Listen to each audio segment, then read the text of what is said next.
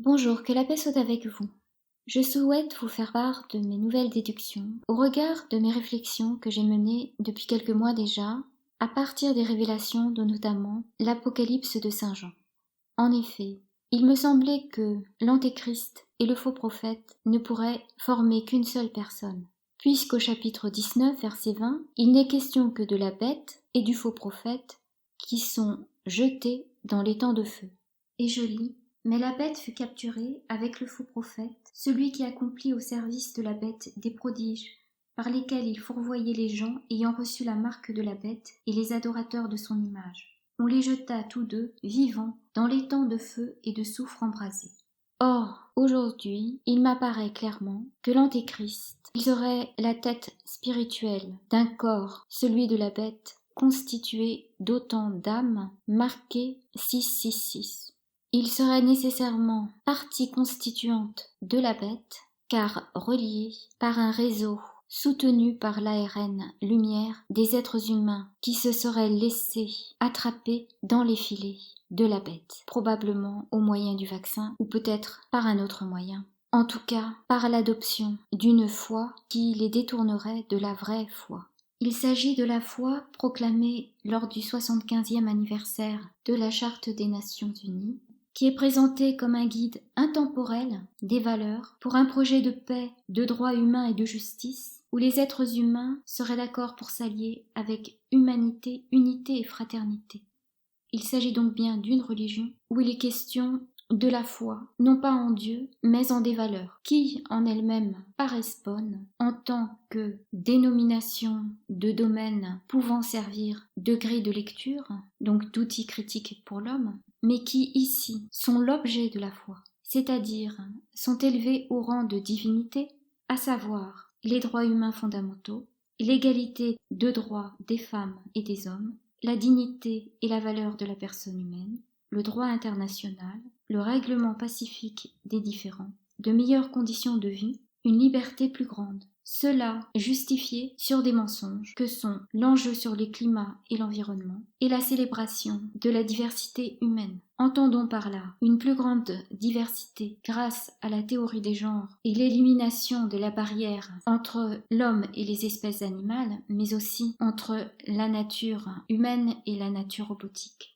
Toutes ces idées élevées au rang de divinité auraient pour conséquence de plier l'homme à une idée dont le but n'est pas la glorification de Dieu, mais la glorification d'idées prônant une certaine humanité, donc une image normée de l'homme, c'est-à-dire appauvri, que l'on nous fait croire être augmenté, mais que ceux qui ont connu une certaine qualité de vie perçoivent déjà comme insipide, avare. Et il est important d'adresser une prière à Dieu en lui disant non, je ne souscris pas à la foi prônée par l'ONU. Sa charte n'est pas intemporelle, mais appartient à ce monde qui passera.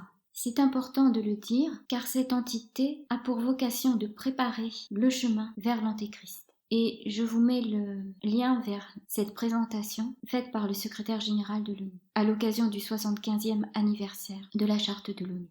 Vous comprenez maintenant les implications d'être relié à l'Antéchrist, puisque si le tout forme la bête, la destination finale serait l'étang de feu pour tout un chacun. Car j'insiste là-dessus, les hommes qui porteraient la marque de la bête en constitueraient le corps et l'Antéchrist la tête. Et cette bête-là serait jetée avec le faux prophète dans l'étang de feu, comme cela est annoncé dans le chapitre 19, verset 20. Il s'agit bien entendu d'un nouveau postulat, mais il me semble tout de même que c'est à prendre au sérieux. Aujourd'hui, la bête n'a pas pris sa forme définitive. Elle traverse pour l'instant un cycle de transformation qui nécessite d'elle d'être séparée en deux bêtes. La première bête devrait faire table rase de l'ancien système, tandis que l'autre, la seconde, devrait permettre de préserver ce qui devrait être réabsorbé par la bête, à savoir le système politique, le communisme, et l'intelligence artificielle, sorte de conscience artificielle de la bête, mise au service de l'Antéchrist, c'est-à-dire intégrant toute information issue d'un réseau de surveillance et de communication, soutenue par les données transmises par les êtres humains eux-mêmes via Internet, mais aussi bientôt via les ondes dont les êtres humains portant la marque de la bête en seront les relais avant de former des nœuds d'information tels des synapses, d'où transiterait grâce à la lumière ARN toute information. La première bête où a prospéré Big Pharma reste sous cette emprise-là et fera d'abord peut-être les frais des nouvelles percées en génie génétique. Le réseau de production et de distribution dans le domaine pharmaceutique serait voué à disparaître, pour le moins quasiment, en tout cas à intégrer les réseaux de production et de distribution des grandes surfaces, dont les fruits et légumes prendraient le relais en tant que produits transgéniques pourvoyeurs de santé selon des critères normatifs bien listés de hautes autorités. L'industrie pharmaceutique, selon cette perspective, serait vouée à disparaître au profit d'une agriculture robotisée, normalisée, selon des critères santé imposés à tout citoyen. Cependant que tout savoir-faire sur le plan technologique ou technique serait transféré vers d'autres pays, comme cela sera le cas par exemple pour le groupe électroménager français Rosière, qui a été racheté par l'italien Candy, lui-même racheté par le chinois Haier, et qui fera l'objet d'une relocalisation vers la Turquie. Cet exemple paraît anodin, mais en fait il n'en est rien, il reflète tout à fait ce nouvel équilibre entre les deux bêtes, dont la Turquie en tire les fruits sans gros efforts, faisant croire aux populations très peu informées que sa prospérité viendrait de son seul mérite, alors qu'il n'en est rien. Beaucoup d'argent afflue de l'Europe, il s'agit d'une véritable saignée. La bête formera un empire, si cela se réalise vraiment, puisqu'il s'agit d'une prophétie, et toute prophétie est d'abord un avertissement, mais n'est nullement une fatalité. Celle-ci serait donc chevauchée par la fameuse prostituée, que beaucoup veulent voir dans le Vatican, en général les évangéliques, qui sont de féroces assaillants, mais cela n'a aucun sens. Si on lit chapitre 17, verset 6, « Et sous mes yeux, la femme se saoulait du sang des saints et du sang des martyrs de Jésus. » Il ne peut donc s'agir ici d'une cité catholique, quand bien même beaucoup de choses lui seraient reprochées. Qui est cette femme ? Verset 18. Et cette femme-là, c'est la grande cité, celle qui règne sur les rois de la terre. Elle s'appelle Babylone la Grande, mais peut-être est-ce une désignation métaphorique.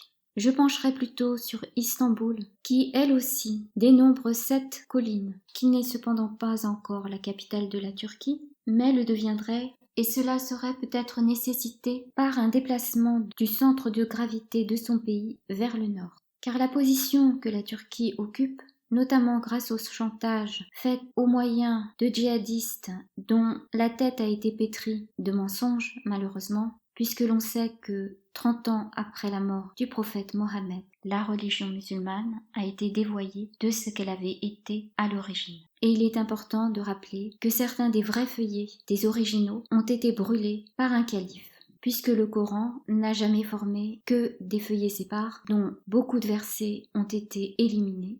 C'est dire qu'il y a eu une volonté, dès le début, de manipulation de la part de certains califes, dont l'un a fait massacrer la maison du prophète. Selon des sources sunnites, d'historiens très sérieux. La prostituée réalisera son dessein, mais au final, elle sera saccagée, et il est important qu'on le sache. Cette prostituée ne représente pas seulement elle-même, mais tous ceux qu'elle ralliera sous sa bannière, c'est-à-dire plusieurs pays, plusieurs peuples. Et voici ce qu'il en arrivera d'après l'Apocalypse de Saint Jean, chapitre 17, versets 15 à 17. Et ces eaux-là, poursuivit l'ange, où la prostituée est assise, ce sont des peuples, des foules, des nations et des langues. Mais ces 10 cornes-là, et la bête, ils vont prendre en haine la prostituée, ils la dépouilleront de ses vêtements, toute nue, ils en mangeront la chair, ils la consumeront par le feu. Car Dieu leur a inspiré la résolution de réaliser son propre dessein, de se mettre d'accord pour remettre leur pouvoir royal à la bête, jusqu'à l'accomplissement des paroles de Dieu.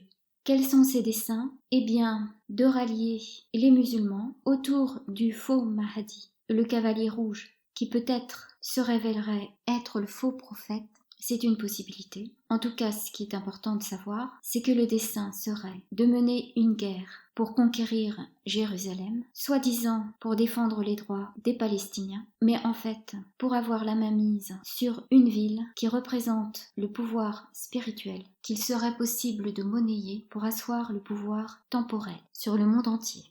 Il s'agit d'une stratégie, évidemment, je dis bien soi-disant pour aider les Palestiniens, parce que si cela avait été le cas, on aurait fait en sorte de développer une infrastructure en Palestine. Bien entendu, il serait demandé aux chrétiens de rejoindre les musulmans dans cette quête. Je trouve autant désolant la position d'Israël, de celle de Trump et de tout ce qui se fait autour de Jérusalem, qui, en tant que ville sainte, ne devrait appartenir à aucune nation. Et d'ailleurs, certains rabbins se sont élevés contre cette décision de faire de Jérusalem la capitale d'Israël, car ils craignent la colère de Dieu, c'est évident. Cependant, les Juifs ont aussi leur part de responsabilité dans cette histoire, puisqu'il est dit que le Mashiach viendrait une fois qu'ils auraient triomphé d'Amalek. Ils ont vu dans l'Iran Amalek, au lieu de le voir dans leur cœur, cet Amalek, ce refroidissement du cœur qui les empêche de reconnaître que Jésus est le Messie, Dieu fait homme, le Rédempteur qu'ils attendent, mais qui ne viendra pas maintenant, et qui viendra à la fin du monde, juger les vivants et les morts, c'est-à-dire, si l'on compte bien, dans 1000 ans. C'est dur que des Amaleks, il peut y en avoir beaucoup encore. Le prochain, il est facile de l'annoncer, ce sera la Turquie.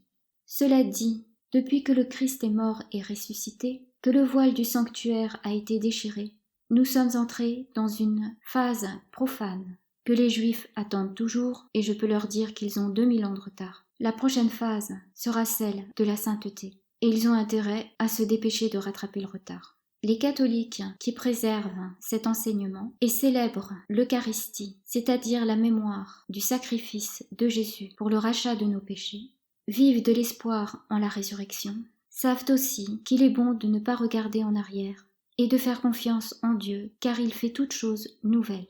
Et la nouveauté, le temple est formé des croyants, et notre cœur en est le sanctuaire, et Jésus y demeure. C'est un point important, car s'il doit y avoir un renouveau de la foi, il est dit que cela partira de la France, qui est fille aînée de l'Église. Ce qui se passe à Jérusalem est très malheureux. On voudrait faire l'amalgame entre les évangéliques milliardaires qui suivent Trump avec les évangéliques modestes qui n'ont rien à voir avec lui, encore moins avec les catholiques qui déjà sont en proie aux attaques des protestants et évangéliques. Si certains chrétiens se laissent manipuler par ce jeu de dupes, cela ne justifie nullement une généralisation. La comédie a assez duré, me semble-t-il. Les dirigeants peuvent aller se rhabiller. J'ignore comment cela tournera. Je suppose que le jour où la Turquie ne pourra plus rien soutirer à l'Europe parce qu'elle aura été saignée à blanc, elle ouvrira ses frontières et fera se déverser le flot d'immigrants auxquels se mêleront des djihadistes, dont les intentions, on peut l'imaginer, ne seront pas pacifiques, et qui malheureusement ne sont pour les pouvoirs politiques que de la chair à canon, rien de plus. Et ce serait difficile de leur faire entendre raison, puisque l'on sait qu'ils ont dû subir un lavage de cerveau depuis tout petit. C'est malheureusement ce qui me paraît transparaître de ma lecture de l'Apocalypse de Saint Jean. Bien entendu, on voudrait faire éclater la guerre civile en raison de ce qui se passe aujourd'hui, en France.